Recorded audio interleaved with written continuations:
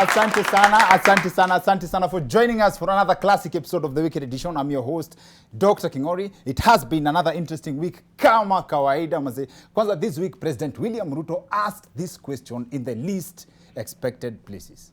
I don't think it's necessary to translate. Kuna mtu haelewi Kiingereza hapa? That question was asked in Tanzania. Why would our president ask in Tanzania kama kuna mtu haelewi Kizungu? And then the camera turns to the audience to show Honorable Oscar Sudi laughing on the front row. Kuna mtu haelewi Kiingereza hapa? Pole. Of course, Honorable Oscar Sudi anaelewa Kizungu. Let's just put the whole video in context. Your Excellency, on behalf of my delegation and on behalf of the people of Kenya, I want to thank you very, very sincerely for welcoming us to this great city of Dar es Salaam and to Tanzania.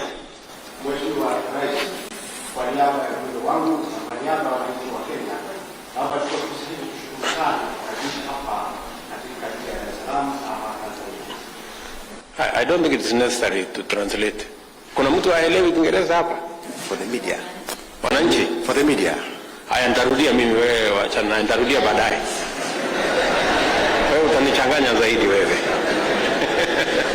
On a serious note, I get where the translator is coming from. In Tanzania, only 4 people can speak in English. The president, the official minister of foreign affairs, that translator, and Almasi.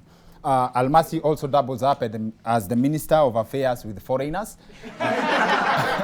Na Almasi kwanza yo Kizungu yake alijua by force. It was like baptism by fire, especially when he met Snoop Dogg. There's moments where you can't watch the numbers. Yes.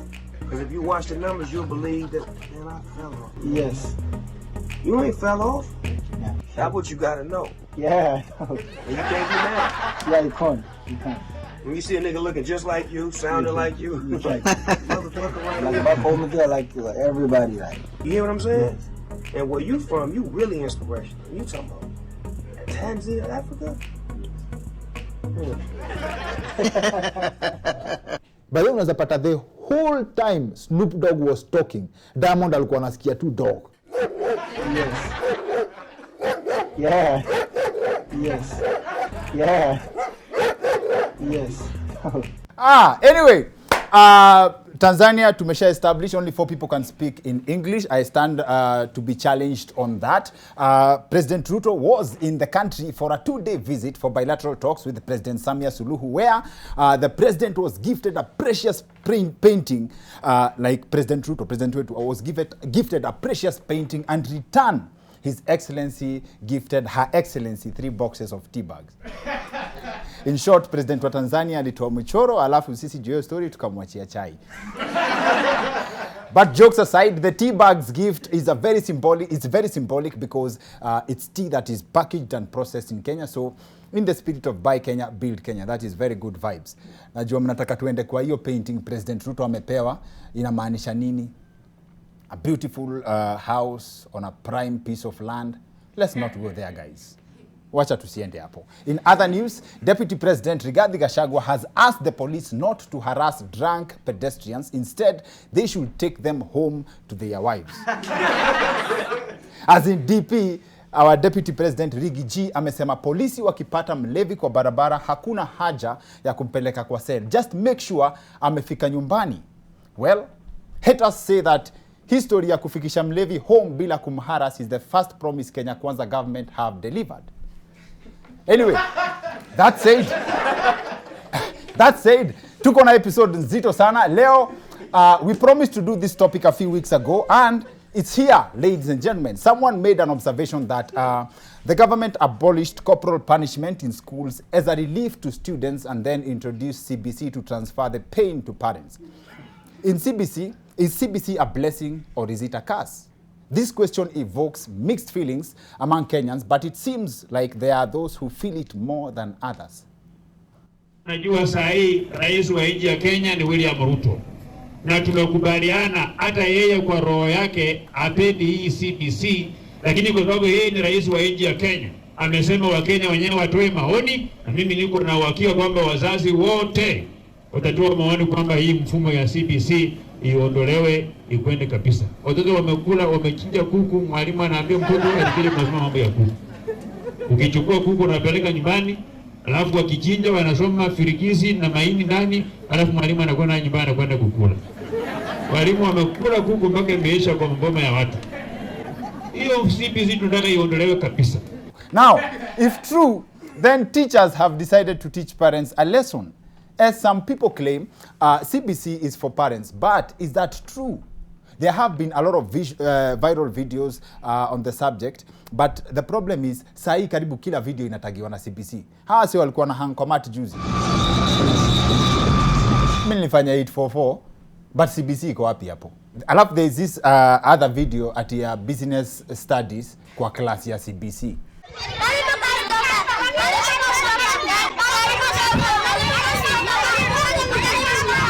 Mimi mali nilijua watu wameenda sana ni wakati nilisikia mtu akisema ati Murife ni homework ya CBC.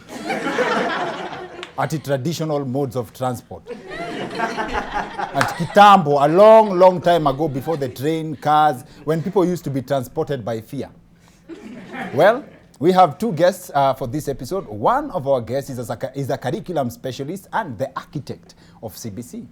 Yes, he's part of the team that is responsible for the new curriculum that is the talk of town. Mr. Franco Munene is in the house. Sawa. We also have in studio another special guest, a recently retired teacher who has experienced all the curriculums in Kenya. Alienda kwa shule wakati wa the first system, is it 7423 system, taught the 844 system and left when CBC was just taking shape. Mwalimu Josphine Opondo is in the house. Asante sana. Please join us on the other end of this short commercial break. Tumalize hii mambo ya CBC.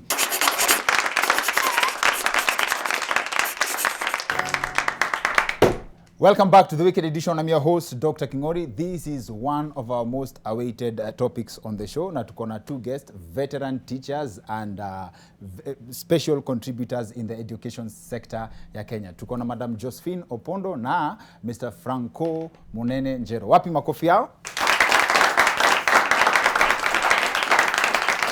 Asante sana. Madam Josphine has taught for more years than most Kenyans have been alive. I believe the youth ndio majority na the young population. Alafu, when I spoke to Mr. Franco Munene, I got the impression of, wadau, nimechoka kujificha, mimi ndio nilidiscover CBC. Karibuni sana. Madam Josphine, I think I'll start with you. How soon can you tell the future of a child as far as academics is concerned?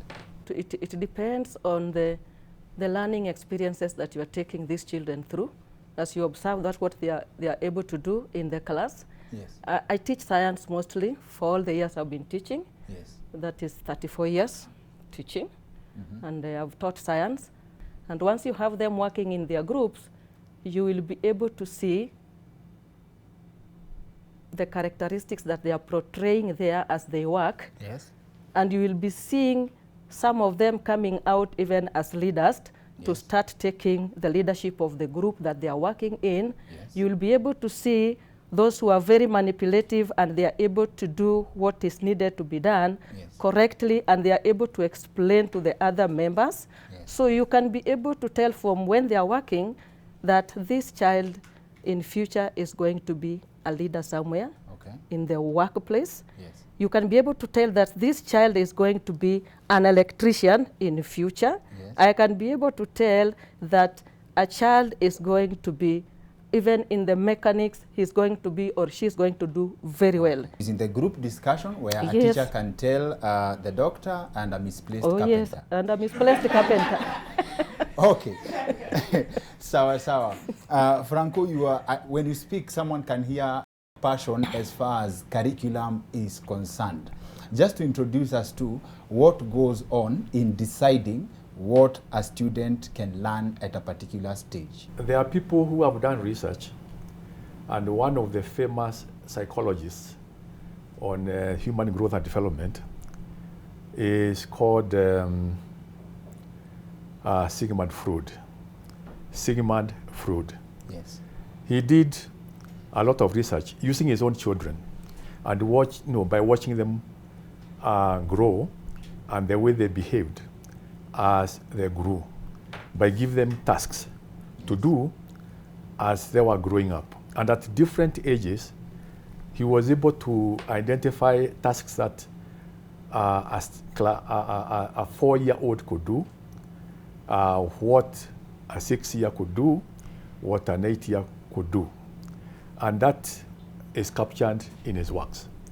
So any teacher who has gone through training is taught about the milestones that we watch when children are growing. The human brain is such that when exposed to the basics and the principles of learning, children understand that and they're able to build on that as they move on from one level to the next. Curriculum developers know that, and they develop these activities in an increasing level of complexity. You are taught how to add first. For example, in mathematics, allow me to use that one. Yes. Then you are taught how to multiply. Multiplication cannot be taught before addition. For children to learn how to multiply, they must first of all know how to add. Why? Because multiplication is repeated addition.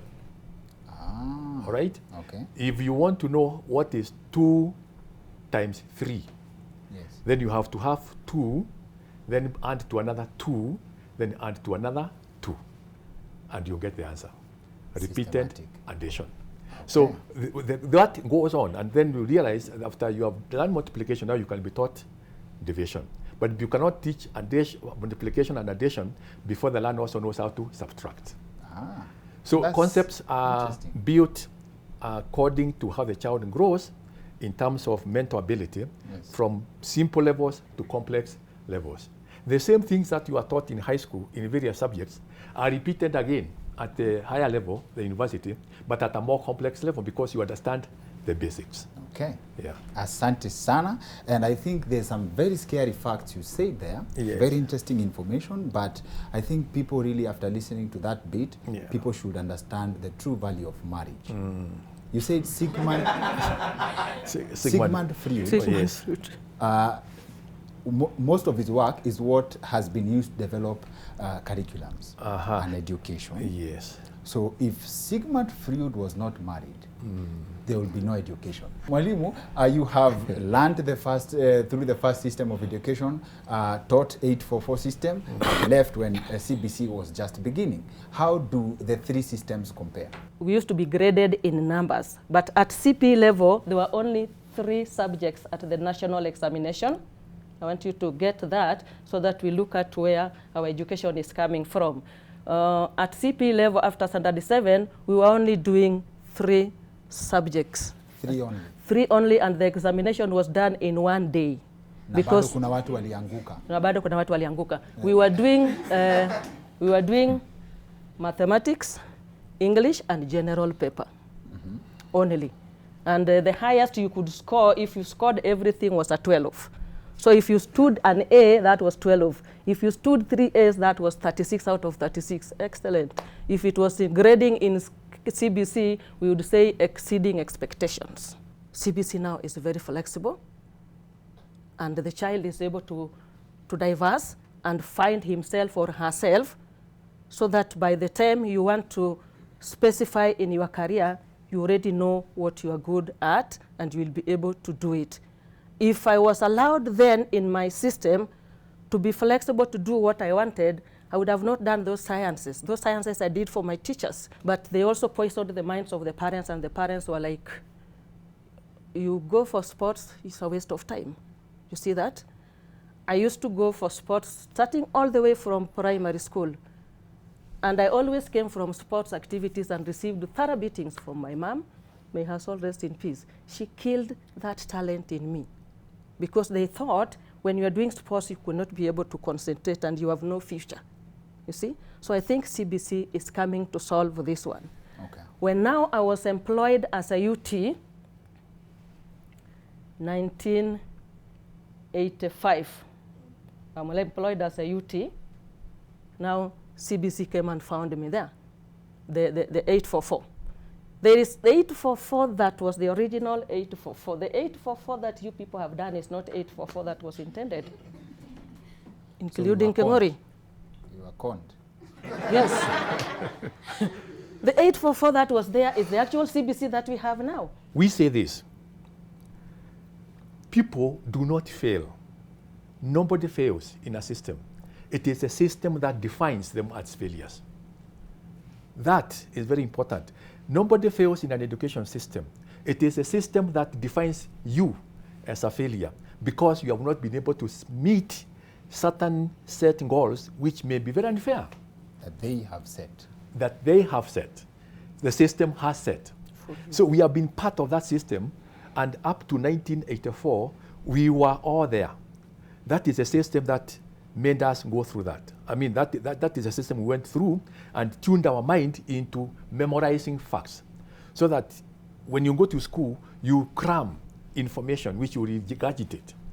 You vomit during an examination paper. Those who vomit well and reproduce everything that become heroes. And they are said to, they are rewarded. Those who are unable to vomit what they were taught, they are described. They are not failures, remember. They are defined as failures. The system defines them as failures. People have not failed. It is the system that has designed what does not cope with with what favors them, right? So as a teacher, how do you define a foolish student? Our potentials develop progressively, and we don't develop at the same time. We may be of the same age, but the way I internalize things when the teacher is teaching is not the same way he's going to internalize. He might get it very quickly and move on.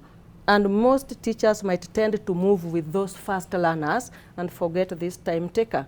So what I've always told teachers is that if you really want your subject and the school to perform, focus on the time takers, so that you give them a lot of support, because they are the ones who need you to support them. They are progressing towards where these others have reached, they have not reached, but they are in the process. I'm normally very free with children. Another time, after an end term examination had been done, a child did so poorly in a subject. So I was like, hata hii haukujua. Kaniambia, you know, they would have asked me this one. Hii nilijua. Oh, a student that sets exams for themselves. Yes. But then it used to be like but that. You see, you yeah. On your era. Oh, you choose. In the You choose what you want to do. Yeah, before the yeah. There are people. Those people went to school in the 60s. In the 60s, yes. In the early 60s. They used to set their own exams. If you go to a history paper and you find that you cannot answer that question, right? You what choose you another know? I understand they used to. You set your own and answer. You set your own and you also as long as you answer it well, they will allow you, and you're able because to they are testing whether be you are good awarded. in history. You're good in You history. find a hard question, Get yours. Set yours. you set yours, But you Yes. answer it. And That's you do what they it used well. to call the common entrance. I don't know. Yeah. I mean, we need It to used to establish be the like truth. that. I'm not too sure that is exactly what but I've been told by some of those who are in school then, Yeah. it used to happen. It would be allowed, especially I was told by in- my elder in sister. history. in Yes. it used to be like that. history Yes. paper. The others, you call them time takers? Yeah, they are not foolish. I don't know whether They are to regret. progressing. I don't know Yeah. whether to regret asking that question, because when you introduce that word in our vocabulary, I realized that I was insulted this week. Boys. Someone asked me, oh, so you decided to take your time. So that's what they meant. That's what they meant. Ladies and gentlemen, fellow Kenyans, curriculum is changed every 5 years in the developed world, because knowledge changes very, very, very quickly because of research. So we need to change curriculum, Okay. and for that matter, even systems, every 5 years to be in tandem with the best of the world. Okay. So what happened quickly, because of political interests and the political maneuvers, it was felt that those who were opposed to the new system were actually opposed to, not to the system, education system, but opposed to the political system, the government of the day. What happened is that the president felt offended and he said, you are opposing what I have brought. I am doing it now. And in 1984, something happened which has never happened also anywhere else in the world. The children who were supposed to do CPE in 1994 were told there is no examination for you. You hold for another 1 year, you do your examination next year, and you become the pioneers of 844. That's what happened. There was no curriculum for those children. They stayed in 1995. That's when they did the first CPE, KCPE. CPE now became KCPE. Rapid implementation of a very good system. Do we have polytechnics? No, we do not have village polytechnics. So the government, through the president, started running around conducting harambes to come up with technical institutions, to come up with the village polytechnics. It could not work. And up to the time that we now are changing 844, it has never worked because that pathway could not work from the top. It had to work from the bottom. It had to start from class 1, class 2, and then gradually grow to what we intended. Okay. If it went that way, there would have been no problem with the implementation. So 844, the original 844 was very good. The blueprint was very good, but it was destroyed because of poor implementation. Homework. Is homework a must? Is the time is the time allocated for students to learn in school, isn't that enough time to learn? As my colleague, I would like her to respond to that. Yes. But I want to disclose to you, throughout my primary education, yes, I never carried a book home to do homework. You are ever. Good. You are good in vomiting facts. Not exactly. Not exactly, but the teachers never gave us homework. What we did in school was adequate. What we did in school, we would come and continue from where we left the following day in the morning. But when we arrived in class in the morning, there was what we called mentor work. It could be in mathematics, it could be in any other subject, and that would be a warm-up before you start the actual lesson. Tell us more about that. So, please confirm that homework Thank you. has You come. just picked words from my mouth. Okay. During I learned and I never carried homework home. Yeah. Never? Never. But you've beaten someone over homework, caned over homework. I've never caned anybody over in homework. 34 years? 34 years. If I gave homework, and especially in mathematics, once in a while I would give something to be done at home. Yes. But I would make sure it is something that we had discussed in class, so the child has an idea, and you also do not give them too much of it like it is a punishment. Something they are able to go and do, because if you give them too much again, then they will look at it like, is the teacher punishing me? And you see now, they will not love school. So give them something you have already introduced and they know what they are going to do. And in that case, they will not be able to disturb the parent because I taught it already. And it is just a follow-up of what I taught them. Then, because I'm also trying to see those who can be responsible. But you will not miss those who will not be able to do that homework. Do not beat them. Dr. Kingori, I don't beat children because of not doing homework. Why? Because there are so many underlying factors. I don't beat them. Okay. I don't beat them because there are so many underlying factors. Electricity was disconnected. And you believe them? Yes. You will have to, because you have to talk to the parents. You know, a teacher is supposed to work together with the children and the parents, isn't it? Yes. So what the child is telling me, I thank God that now technology is here. I'll pick my phone when the child is not there and confirm with the parent, so that I also train them to be people who can speak the truth. And once they know I'm working together with the parents, then now they will never lie.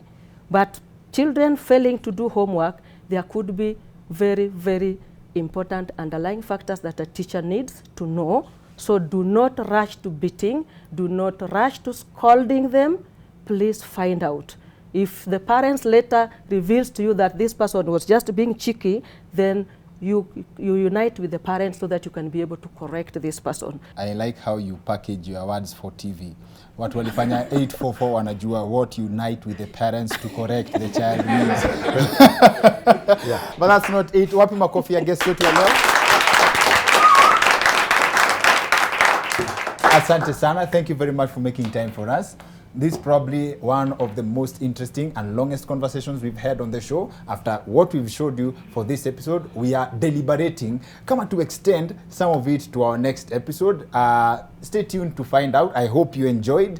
Na tena asante sana pia kwa studio audience. Asanteni sana mazee. Thank you very much for always bringing the good vibes and being patient with us. And thank you for joining us here from home. I believe you like this episode. Please give us your feedback on our social media platforms across kwa zote in the comment section. Otherwise, that's it for the weekend edition. See you next week. My name is Dr. Kingori.